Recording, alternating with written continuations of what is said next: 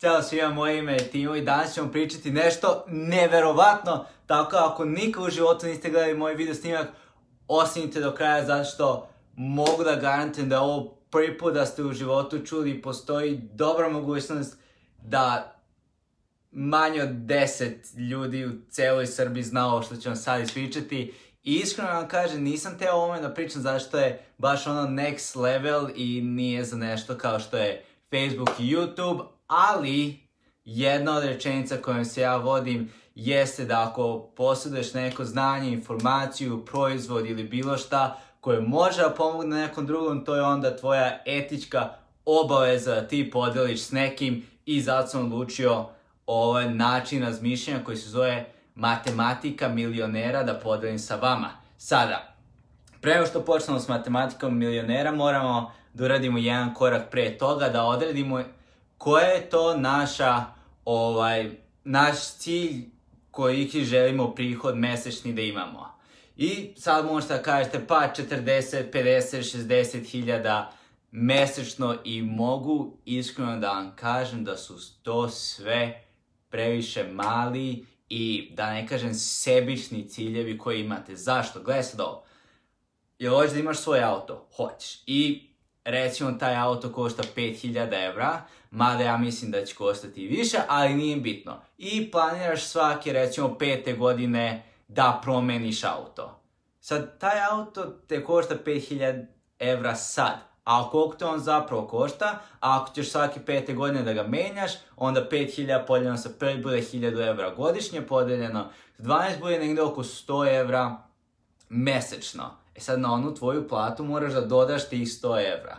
Sad trebaš da ga osiguraš, da ga registruješ, da gorivo, da ovo, da ono, na to će ti izaći barem još 100 evra mesečno, ako ne i više. I hoćeš da ideš na more?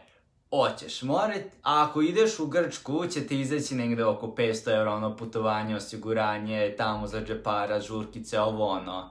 A ako ideš u Španiju, Francuski ili bilo šta drugo, izaće te još više. Ako hoćeš tu neki Grčku ili Crnu Goru, onda dodaš još 50 evra. E gledaj sad, znači ti si već izgubio 250 evra mesečno, a nisi još ni krenuo sa životom, sa kirijom, sa stanarinom, sa porezom, sa osiguranjem, ideš kod zubara i bilo šta drugo. I ako nastaviš tako dalje da radiš, ako hoćeš da živiš, a ne da preživljavaš, skontat ćeš da ti treba minimum 100.000 mesečno. Ali to je ako ti živiš samostalno. A šta ako imaš devojku, šta ako imaš decu, šta ako hoćeš na faks ili bilo šta drugo, šta ako hoćeš da imaš ličnog trenera ili da ideš u teretanu ili nebitno šta, ta cifra dolazi do 200.000 mesečno za lične prihode, ne ako imaš svoj biznis. E sad je pitanje, dakle meni 200.000 mesečno, da li poznaješ uopšte neko ko zarađuje takve pare? Odgovor je ne. Ali izračunaj, sedi, zapiši na papir šta ti sve treba da bi mogo da nazoveš sebe uspešnim ili bilo kakvim, da ti je ispunjen život ili nebitno šta, skontit ćeš da možda ta cifra bude i veća. E, sad kad imamo taj neki cilj u glavi, sad kako da dođemo do toga? E, ovaj deo se zove matematika milionera, jeste svaki mogući način da ti dođeš do tog cilja. Sad ja shvatam da 200.000 je toliko veliki broj da ne možete ni da zamisliti, tako da smanjit ćemo na 100. Zašto sam siguran da poznajete barem jednu osobu koja zarađuje toliko. Što je inače pre bio moj cilj dok nisam skontao da je taj broj previše mali. I sad kako ja da zaradim 100.000 mesečno?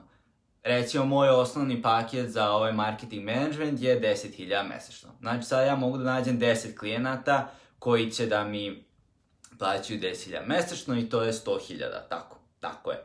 Ili, ako uzmu neki od mojih većih paketa koji je recimo 20.000, onda mi je dovoljno samo 5 klijenata da nađem za to. Slažete, ima još jedan veći, 50.000 dosta mi je onda 2 klijenata. Viš sad kako taj neki veliki broj postaje malo manji. A dobro, to je jedan način da se uradi. Drugi način da se to uradi jeste, na primjer, ja sad ću držati radionice i otprilike je 4000 dinara po radionici, a koliko ja radionica treba da održim da bi zaradio tih 100.000 dinara. I odgovor je 25. Valjda, nadam se. I sad mogu ili jedno ili drugo da uradim, ili između, šta ako bi im održao 10 radionica, to je 40.000, imao 6 klijenata, to je 60.000, zajedno je 100.000.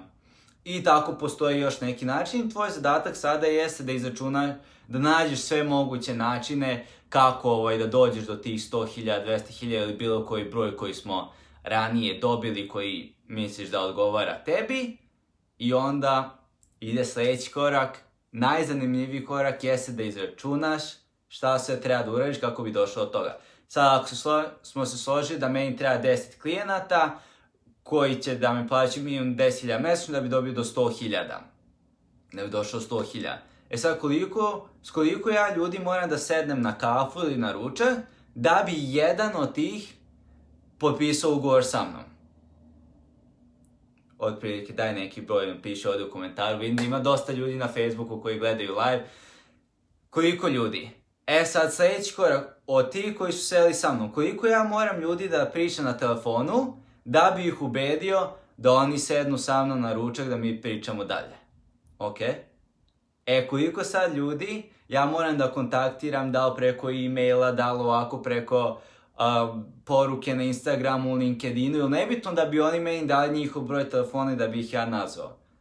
I sad kad izračunate sve to tako dalje, ja sam dobio jedan magičnu cifru od 1000 restorana. Ja treba da kontaktiram, pošto prvo krećem s Instagramom, preko Instagrama, da bi sa 10 njih sklopio ugovor i imao tu željenu cifru od 100.000. I sada ta neka nemoguća cifra svedena na treba mi samo 10 klijenata, što je moguće i realno. I sad imamo način kako dođemo do tih, imamo korak po korak, znači pošaljem tolikom broju ljudi poruku, od tolikog broja neko će mi dati broj telefona, onda ih nazovem, ručak, ugovor, bum. To je takozvana matematika milionera. Nadam se da vam se sviđa ovaj video snimak, izvinjavam se što mi je trebalo više od 2 nedelje, bio sam zauzet i spremam se mnogo zanimljivih stvari u budućnosti, tako da svi bitni linkovi se nalaze dole, a ako vas zanima možete me zapratiti tamo i pošaljete DM i vidimo se uskoro. Peace.